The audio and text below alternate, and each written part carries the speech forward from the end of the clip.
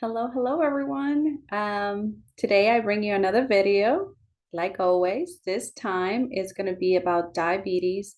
And this subject of diabetes, we're going to do like a mini series, and I'm going to divide it into 3 videos. So if you're looking for something like related to medications, there's going to be another video specifically for diabetic medications, and also another video for complications. So in this video, we're just going to talk about, in general, what's diabetes, the different types, and also some nursing interventions and some things you need to know. Okay, so if you're looking for medications, just find it in a different video. All right, so let's get started. So what is diabetes, or what is diabetes mellitus, which is the actual name that it's called? Well, pretty much, this is a long-term chronic multi-system disease. So what I mean by that is that it affects multiple organs in your body, where basically the pancreas cannot produce either enough insulin for the body to be, or for the person to be able to handle the sugar or absorb the sugar in a way, or the problem might be in the cell, where you might have a little bit of insulin, but the actual cell is resistant and it's not taking enough glucose molecules. So we're gonna divide them, and yes, I'm gonna be talking soon about type 1, type 2, and you'll understand a little bit more of that. But pretty much, the body has this excessive glucose in the system, in the vascular system, and it leads to hyperglycemia and a bunch of symptoms that we're going to talk about. And pretty much, since it's a multi-organ system disease and it's chronic, we get many patients with this. I mean, we're talking about, the book says 29 million people suffer from this disease. It's the 7th leading cause of death and causes multiple high medical cost. You might have a day in MedSearch where if you have 4 or 5 patients, all your patients are diabetic. This is how common it is, okay? And I am sure you know someone that is diabetic, or might have had an interaction with someone that is diabetic. This is a little video that I will play in class, but I'm gonna skip it for right now, and for purposes of this video. And I'm pretty much gonna kind of go over like what's normal, what happens normally, the pathophysiology, and then what's abnormal. So normally we something, think about a cheeseburger, or really anything we eat, it kind of goes into the stomach. From there, you have all these molecules that are broken down into fats. Then you get your glucose and your amino acids, or your protein.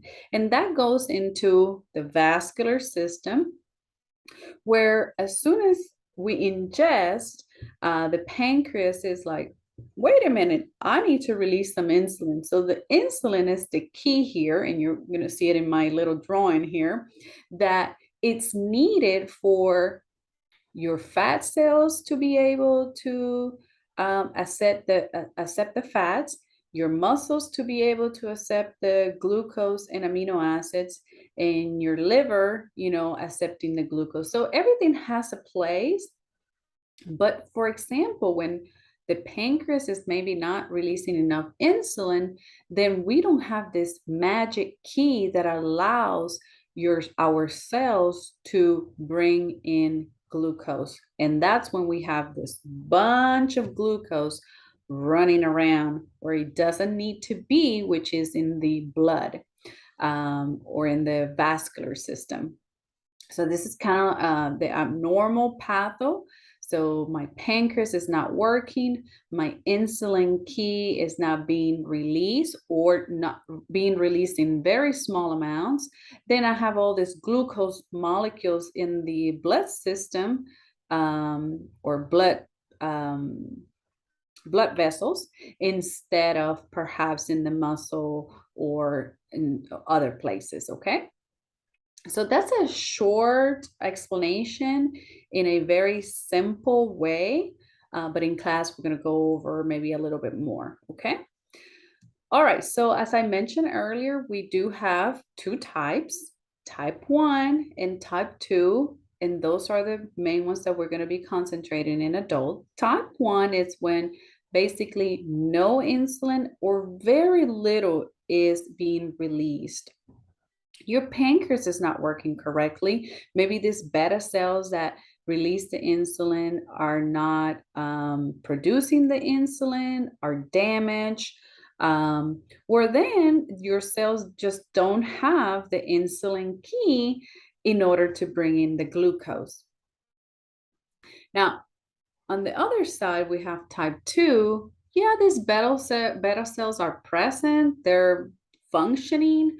Maybe you do have some insulin being released, but the problem here is that the cell doesn't have these receptors. That's what we call insulin resistant.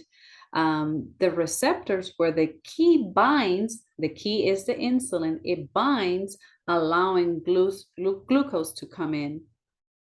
So the problem with type 2, it's either at the cell, you don't have receptors where your key can bind and opens the lock, or your pancreas might be releasing not as much insulin as normally it would, okay? So here's another little visual. Type 1, you don't have that key to open the gate. And then type 2, you might have it or you might not have the receptors for the key to bind.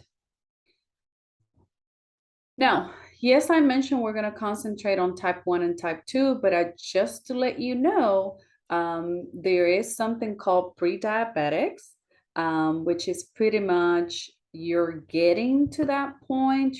You're kind of diabetic in a sense. You have an impaired fasting glucose, or you have impaired glucose tolerance, but maybe you're not quite full-blown diabetic in the sense of it's affecting other organs yet. It might be early stages, but if you don't make any changes, you're going in that direction.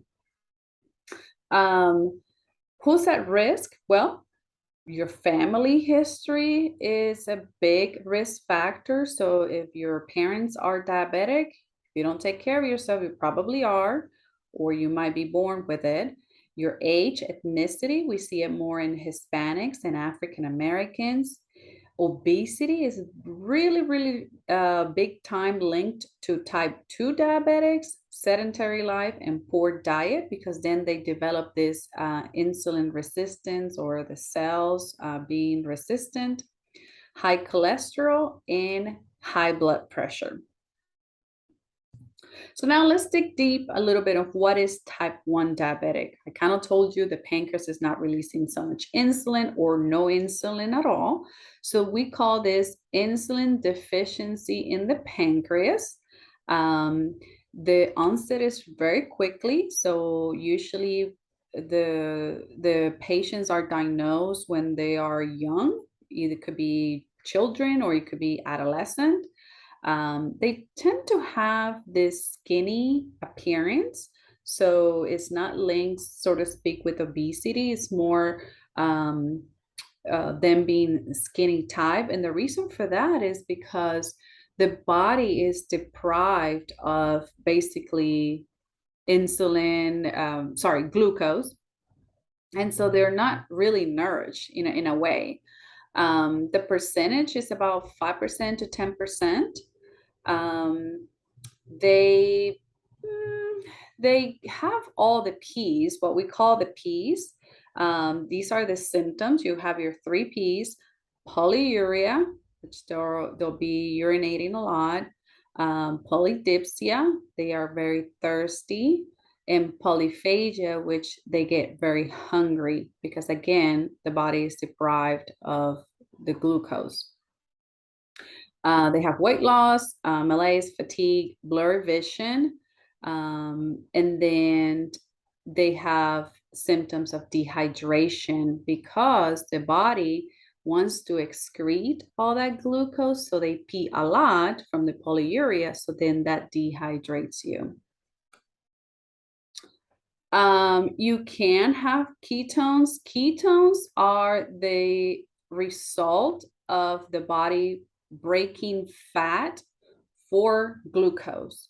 And so, because they don't have anywhere else to get it from, the body will break the fat, and then it creates this acidic state because of ketones, which you'll make a little bit more sense later on when we go over the complications in a different video. But yes, just know that ketones are present or more prone to type 1 diabetics. And really, the treatment for type 1 is mainly insulin. Yes, they're going to have a diet. Yes, they need to exercise. But what brings their glucose level down is insulin. They really don't take oral anti-diabetic medications. It's just insulin around the clock. Complications usually start between 5 years or more, but because this is chronic and they are constantly in a deficiency for insulin, then you're going to see these people with complications. Now, on the other hand, we have type 2. And again, as I mentioned earlier, you might have some insulin, but it might be little, or it could be sufficient, but the problem is at the cell. So the cell not actually having those receptors where the insulin binds, it opens the gates, and then glucose gets in, just as I see here on my picture. The onset for this is slow. This is something that develops over time. Most patients might be having mild symptoms and they don't even realize or acknowledge them as symptoms. Even, I've had patients in the past where it's not until the symptoms are so severe that they seek medical help that then they're diagnosed with type 2 diabetes. It is linked from 80 to 90% with obesity. So most of these people are overweight, they're sedentary, they have high cholesterol, and they're obese. Okay. So the symptoms are the 3 Ps, or the ones that I mentioned previously with type 1, or as I mentioned earlier, they might not have any significant ones until it really gets worse and worse and worse, and it affects other organs, and that's what brings them in. Ketones are not necessarily present. They could have ketones at one point, but it's not common. And the treatment for it is a good diet, exercise, because exercise, you're going to learn soon that exercise is linked for the cell to be resistant and take it, not being so resistant and stubborn and taking this insulin. So exercise is key for the cell to accept the insulin. They could have oral agents, anti-diabetic agents, and sometimes in combination with insulin. The prognosis is easy to control with a proper diet, weight loss, and medication. And as a matter of fact, some people lose so much weight, they get off from anti-diabetic medications. So in a way, they kind of recover a little bit from diabetes. Complications are common. But regardless of which type you have, I want to emphasize that here is very important: the diet, exercise, monitoring your glucose, keeping a very good tight control of your glucose levels, and avoiding complications. Doesn't matter if you have type 1 or type 2. So we're going to get into what we do for these patients or what we educate for these patients. But first, let's talk about how do we diagnose diabetic patients? Well, most of the times, unless your labs are completely in the sky, patients don't get diagnosed on the first visit to the doctor. Okay. There is criteria in the book that says one of the following methods diagnose you for diabetes. And let's break them down. An A1C of 6.5% or higher. Let's talk about what A1C is. So an A1C is a lab work that your provider can order, and it's an average of 2 to 3 months of how your glucose is doing. So you might have a patient that says, oh, I've been so great with my food. My glucose levels have been very good at home. And then their A1C comes at a 10. Well, the provider immediately doesn't believe the patient because the A1C doesn't lie. It's an average of 2 to 3 months. So you can't say your glucose have been, beautiful. You've been eating beautiful these past 2 to 3 months, but your A1C be in the sky. Okay.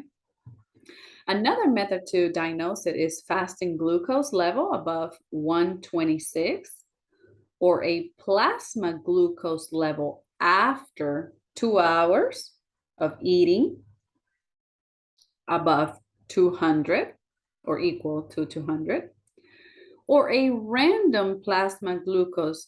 And when I say plasma glucose, that's your blood, like from the blood. Plasma glucose above 200 randomly at whatever time with someone that has symptoms. They do also take a lipid panel, a urine test, arterial gases from the blood, because those are helpful to understand or correlate in a way what is the problem here. So, for example, on lipid panel, there's a very good correlation between high cholesterol, fats, and diabetes. And so if your cholesterol is high and we bring it down, we control your glucose levels. The urine test is to test for ketones, because I mentioned earlier, ketones are prone in type 1, and it's telling the provider that your body's breaking fat. And then arterial gases is to check for metabolic acidosis. That is a type of complication from hyperglycemia. And I'm going to go over DKA or diabetic ketoacidosis, metabolic acidosis, in my complication video in this series of 3 videos. Okay, so find that video for DKA and metabolic acidosis. So now what? Now that we've diagnosed a patient, now that we know, okay, you're diabetic, what's the goal? Well, the goal really for these patients is to control and treat the symptoms, avoid complications, promote the well-being of the patient, and delay any type of long-term complications with good education. So teaching these patients is crucial. And you're going to see that in diabetes, you're going to be learning and doing so much teaching for the patient. Now, when we teach someone, a client, a patient, we need to consider their culture. Okay.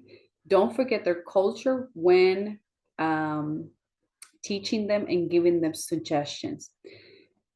And I'm going to get into that here shortly, but let me just kind of go over what else we do, and then I'll come back to culture. So another thing, or what are the type of things that we want to teach these patients, is nutrition, what to eat, what not to eat, what's good, what's bad, exercise, and weight control or weight loss. I'm going to go over those specifically later. Self-monitoring, Why is it important to self-monitor my glucose level every day? The drug therapy, that I'm going to do it in another video, okay, between insulin and oral diabetic agents, recognizing the complications, which is going to be in a separate video, and foot care. So let's talk a little bit about the culture. Why is culture so important? Well, it's hard to tell a culture or a person from a specific culture not to eat certain things that they're so used to eating and is so much embedded in their culture. Okay. Uh, so when we make recommendations for people, we need to consider their culture and give them options that they can kind of work with within their culture. Okay. So, for example, I'm going to talk about my culture. I am Hispanic, and for example, in my country, we eat a lot of rice. It's part of the culture. Rice is pure sugar. So, if you tell someone from my culture you can never, ever, ever, ever eat rice again, they might not be compliant with that. So, therefore, they're not going to adhere to the diet suggestions that you give them. However, if you tell them, okay, well, maybe you can eat white rice, but how about we substitute it for less quantity in brown rice? Or maybe you can have this small amount of white rice once a week only. So you try to find options that fit within the culture for that patient. That is very important. So now that we're talking about white rice, well, then what should they eat? What is a good thing to suggest to them or recommend? Well, I want to let you know that nurses collaborate with dietitians and nutritionists to basically teach these patients on what to eat and what not to eat. We also have diabetic educators, most institutions that we can recommend patients to talk to. But in general, we want to consider not only culture, but we want to consider socioeconomics, cognition of the patient, and the religion. Remember, some religions can eat certain things, some can't.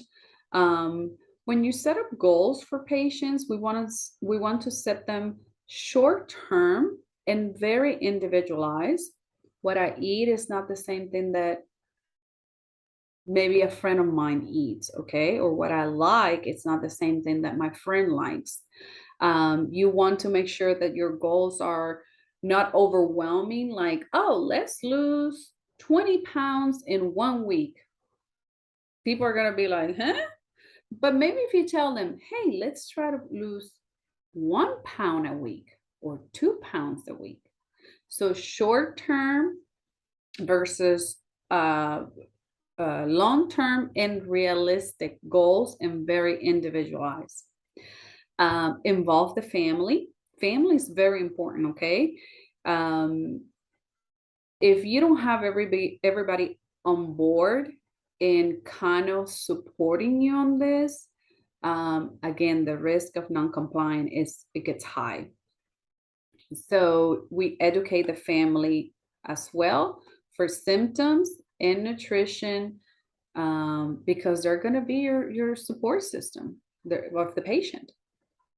The diabetic diet, you want to include whole grains, carbohydrates, 10 to 20% of calories come from protein, less fats or those bad fat, the trans fat, and healthy fats like avocado, lots of fiber, between 25 to 30 grams a day. Avoid alcohol as much as you can, because alcohol is usually pure sugar. And then educate him on the aspect of diet foods, like, for example, drinks that are called diet, because sometimes those are not necessarily good. They have this supplement of sugar in them that maybe you can abuse, and they're not so healthy as well. Some patients do carbohydrate count to basically count how many carbs they eaten and then treat it with insulin. So in the hospital, you might see a patient that is on a sliding scale of insulin. What a sliding scale is, for this amount of glucose level, you're going to give them this many units. That's a sliding scale.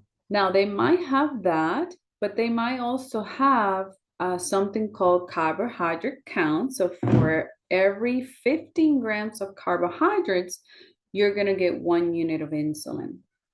And we're going to do a little practice on that here shortly, and I'll explain that more in details. Another important thing to teach them about food is to read the labels. How many of you guys have gone to the grocery store and look at a box of cookie and says, "Oh, this is 100 calories. I can eat it." I'm sure one of you have done that. Well, I've done it too. And when I look deeper, yeah, it's 100 calories for one cookie, and it has 30 grams of sugar. The box has 30 cookies. So you multiply 30 times 100 and you eat 10 cookies of that and you multiply it by 100, you got 1,000 calories. Okay, and then multiply the sugar. So we need to educate our patients to read the labels and what to look for. I also forgot to mention earlier that the recommendation that your book talks about for alcohol is that men should have no more than 2 drinks per day and women should have no more than 1 drink per day.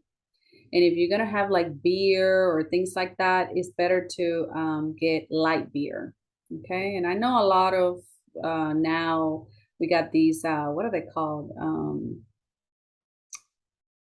Oh my God, seltzers. I think that's what they're called. But anyways, I don't drink that much or that often, so I forget the names. But yes, they're coming out with healthier choices, so to speak, for patients or people. Okay, so let's try this carbohydrate counting so you can see it in real life. So here's the sliding scale, and this is protocol in the hospital. You get this in the hospital when your patient is admitted. So it looks similar to this, not exactly, but just as an idea. So you have 70 to 120 of glucose is 0 units. 121 to 150 is 2 units, and so on. You can see the table there. So for example, you have an order for a patient that says Novolog sliding scale and carb count. Your glucose for your patient this morning at 7:30 was 155. And then you're going to look at their tray and count the carbs. So let's look at the tray. The patient had this tray, some toast, some egg, and a coffee. The patient ate the entire meal, so the entire tray, and the entire tray was 45 grams of carbs. So the question is, how much insulin would I give my patient? Well, if you consider the sliding scale, the patient's blood sugar was 155. So you go over here and you look at the 155 sliding, that's 4 units. But that's not it, because you got to count the carbs. And the patient ate 45 grams of carbohydrates, and we know that 15 grams equals 1 unit. So 15, 30, 45, that's 3 units plus the 4 for 155 of glucose. That gives me a total of 7 units of insulin. And that's what we do in the hospital, okay? You have to calculate that as a nurse. You have to get it verified by someone else. But I wanted to give you kind of an example of what carb count looks like in real life or as a case scenario. Okay, so 7 units, 3 for carb count and 4 for my sliding scale. All right, well, let's talk about exercise and activity promotion. Well, what's the benefit of exercise? Exercising. Exercise is very important. It's a key part of the treatment of diabetes, okay? Not only type 1, but type 2 and everything else. It increases insulin sensitivity, where the cell accepts insulin and it allows that glucose and all of that. It lowers the glucose level during and after exercise. It lowers your triglycerides or your cholesterol level, which then in return lowers your glucose. So, needless to say, exercise is part of the treatment plan. It's key for diabetics and it needs to be taught and it needs to be encouraged. The recommendation for exercise is 30 minutes of moderate intensity of aerobic exercise per day times 5 days a week. Okay, so you want something moderately where it's going to elevate your heart rate. You don't want to just, just walk in this, and I'm not elevating my heart rate. No, you need moderate intensity activity every day for 5 days. Now, exercise does have risk, and it can induce late onset of hypoglycemia. So, especially if you have your clients either taking insulin or oral anti-diabetics, you want to educate them that, hey, if you're going to go on a high intensity walk or run or lift or jogging or bicycling, you might want to take with you a little snack, simple carbohydrate snack, and carry it with you. So that way, if you start feeling dizzy or see black spots, the symptoms of hypoglycemia, which you'll get on my complication video, you can eat that and prevent a hypoglycemic event full blown. Also, another thing to consider is that whenever we give patients insulin, if it's given in a muscle, not in a muscle, I'm sorry, on the subcutaneous tissue of a large muscle. So, for example, if they give it in the thigh, like in that subcutaneous tissue of the thigh, well, you're working that muscle, and with the exercise, it could lower it gets processed faster, so their glucose level can lower very quickly. So again, you have to be careful and educate them to basically insulin should not be given an hour or more before exercise and not injected on that maybe area of the muscle that you're going to work. Another thing of exercise is that sometimes it plays a tricky part on you, because in a way, when we exercise, especially if it's a heavy exercise, it's stressful to the body. And anything that induces stress to the body, it could be emotional, it could be physical, that can elevate glucose level. So you might have the opposite reaction. Instead of lowering your glucose, you might be elevating it. So just a couple of things to consider, and also keep in mind as the risk of exercise. So now let's talk about self-monitoring. Again, it's very important. I mentioned earlier, for us to teach our patients the importance of self-monitoring every day, but also the purpose. So why do we encourage our patients to self-monitor their glucose level every day? Well, first of all, you cannot achieve and maintain glycemic control if you don't know where you are. If you don't know, oh, I'm low, oh, I'm super high, oh, I'm good in the middle, then how do you know if you have good controlled or that you're maintaining glycemic control? So that is why it's so important. Another reason is to monitor the interactions and the effect that your medication will have, that your diet, and that your exercise can have. Um, how do I know that my insulin worked? That I just gave myself because my glucose was high. Well, if I don't retake it, then I don't know if it went down. Another reason is because constantly monitoring or routinely monitoring your glucose, you're able to identify or detect hyper or hypoglycemic events, whether I'm too low or too high, and prevent complications. So you should check your levels every day. You should especially check them when you're sick, okay? Or you're going in a kind of stressful situation. It could be emotional or just going through something. There are different types of glucose monitoring devices. I'll show you a picture here shortly. We have what you probably are used to or commonly known as glucometers. You might have heard that before. They just take a little sample of your capillary blood glucose from your finger and basically gives you a reading. But we also have continuous glucose monitoring. These can be with or without a pump.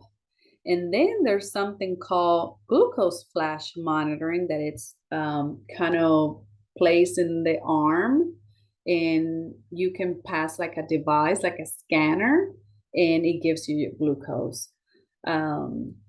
So for the hospital, it's very important that because this is what typically happens in the hospital, you do the glucometers.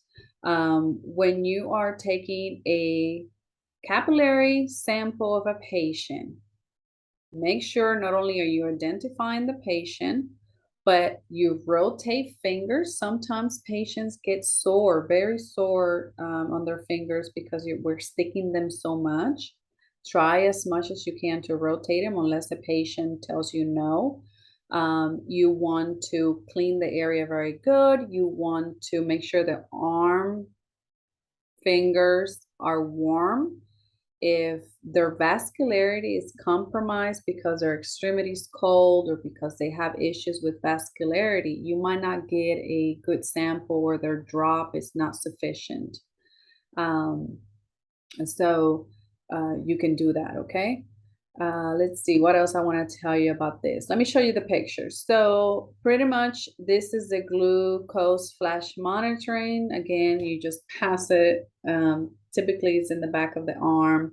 And then you have these continuous glucose with the pump or without the pump, and they're just inserted or attached to your belly in your subcutaneous tissue. There's a lot of cool little technology out there. If you have one of these patients in your rotations, in your clinical, please ask them. Ask the patients how it works. Let them show it to you, or ask your nurse or your instructor, so that way you get familiarized with these devices, because technology is advancing big time and very quickly. Okay, last but not least, I want to talk about foot care because it is huge in diabetics. So we educate and encourage diabetics to, at all times, maintain great, meticulous foot care. Good hygiene equals no infection or less risk of infection, which then means the less risk of an amputation or a complication. So we tell them to look at their feet every day. When they shower, they need to be looking at their feet as they're drying it. Dry their feet very well. Don't put moisture or keep moisture in between their toes. So want to dry in between the toes, it could be with a hair dryer or just letting it vent. I've done it different ways. Keep their upper legs not in between their toes, but their heels and their upper legs kind of moist, with a moisturizer kind of cream. Treat any cut or scrapes very quickly. Okay, don't let them sit. They could get infected very quickly. They need to visit a podiatrist to cut their nails. They need to wear closed-toe shoes and not be walking barefooted because they develop something, a complication called neuropathy, where they can't feel their extremities and they could get cut, they don't feel it, and then boom, it's an open wound that leads them to infection and amputation. They also need to be careful with hot waters or soaking their feet in hot water because, again, they can't feel in their feet and they might have a burn. Um, so here are the complications is infection, gangrene, and amputation. Let me tell you guys, this happens very, very, very often. Um, you have no idea how many diabetics get amputations at all time. One toe, two toes, half of the foot, etc. So I'm sure you're going to see it in clinical, and it's just something to be in a high alert, checking your patient's feet and in between their toes when you're doing their assessment. Therefore, we need to educate our patients what to do and what not to do. Okay, this is a brief general summary of diabetes mellitus.